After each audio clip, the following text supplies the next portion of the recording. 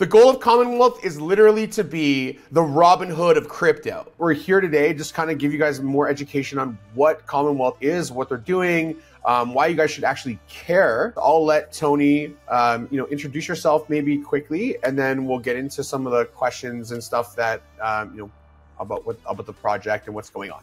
Hi, I'm Tony. I'm part of the core team here at Commonwealth. So we've been working for the last 2 to 3 years on bringing permissionless investment infrastructure as a service to crypto.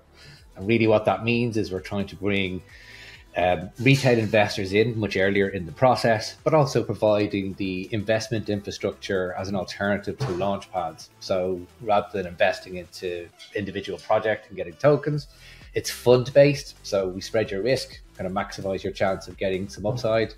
And the whole thing is automated end-to-end via blockchain. Obviously, I'm invested, but I like to ask this question for everyone at home, like, why should they care about what Commonwealth's doing? Like, what is the difference between what you guys are doing, what everyone else is saying they're going to do?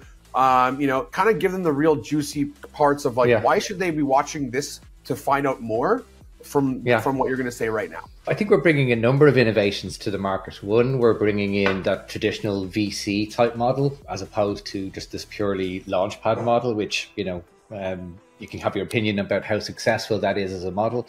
But we find there's too much friction in there for a lot of retail investors. In addition, I think we're very much community based. So a large part of our community, as you know, Coach, are the oracles who are bringing in this deal flow. And we're kind of saying, well, it's curated to some extent in that these folks have all invested in these projects. So there's your first signal of support. Yeah. And in many cases, we're seeing many of the oracles have invested in some of the same projects. So there's another signal that there's something of substance here. And because we're getting in with these folks at a very early stage, the terms that we're able to bring to retail investors when they invest is a much earlier stage than they would get normally via some launch pads and via some other crowdfunding models. And then lastly, we return your money as quickly as possible. The entire thing is not audited, non-custodial investment funds. So the minute we receive the tokens back from a project, they're sold algorithmically in a very linear kind of fashion. So just to remove any volatility from the project. And we immediately stream that USDC back to the investors.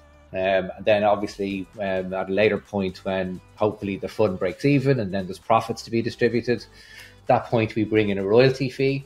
But the other beauty that we bring in is we're able to substantially reduce the royalty fee by 80% just by staking the utility token that's native to Commonwealth. You're saying, come in, you normally can't get into a fund.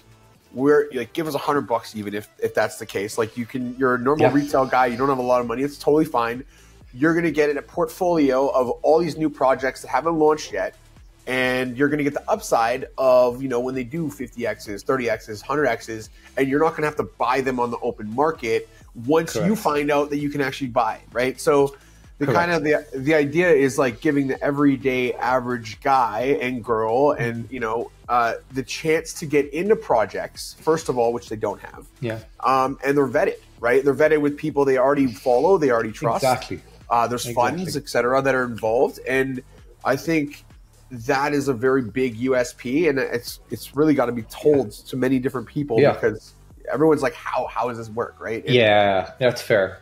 We struggle with this since day one because early stage investment is complicated, blockchain infrastructure is complicated, and in a few places we've had to invent infrastructure and technology to be able to do what we needed to do. Yeah. So to your point, I think being able to get in, not just to find these deals, number one, two, to be able to get into them in a kind of seamless fashion for perhaps only $20 on a credit card or a little bit of USDC. But also there's no minimum ticket size. So, you don't have to have a big 150K check to be able to get in and around. You can get in for a much smaller amount. And then, of course, the main beauty of it is that your investment remains liquid. We give you a slice, as we call it, which is a non-fungible token representing your stake in the fund. And from day one, you can split that into one or many parts and sell some of it, keep the rest of it, sell the entire thing on the open market should you wish.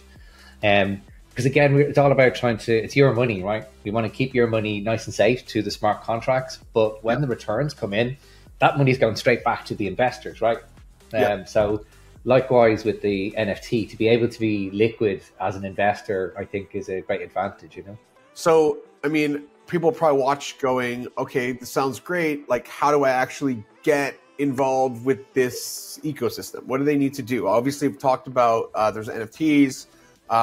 You know, there's obviously the token will come out. How does that kind of work? So I guess maybe explain the ecosystem. So, you know, the guy at home who's watching this has like a kind of a takeaway point and like an actionable step. Sure. No, that's great. Yeah. No, the app is live now. We've launched 2 funds to date. The first fund was a promotional fund, so it's a little bit different, but it's a good example of where we plan to go. There's 15 projects in that fund, but that's all fully, the capital's fully deployed. So those slices are gone.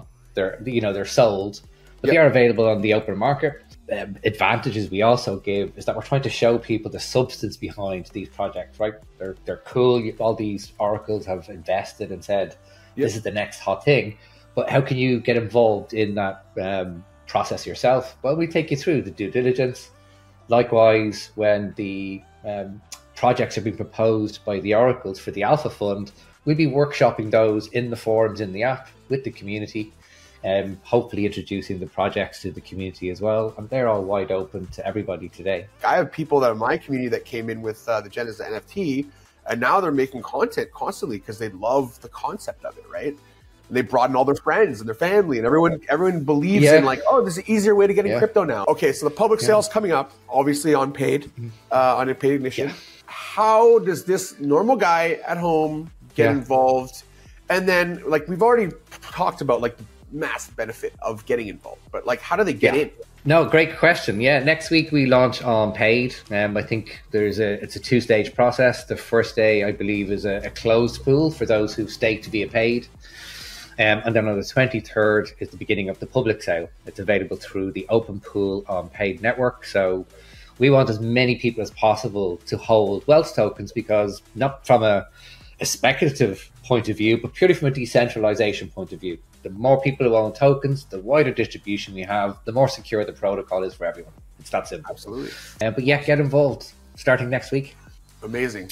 There's a lot of really good stuff here that people can take away from it. And I think the most important part is that if you want to get involved in the crypto space and at least have like a small position into that, this is how you do it. So this is not something that you're going to build later, right? It's not a gaming project which hasn't even been built yet and you're maybe giving me money. This is built right now.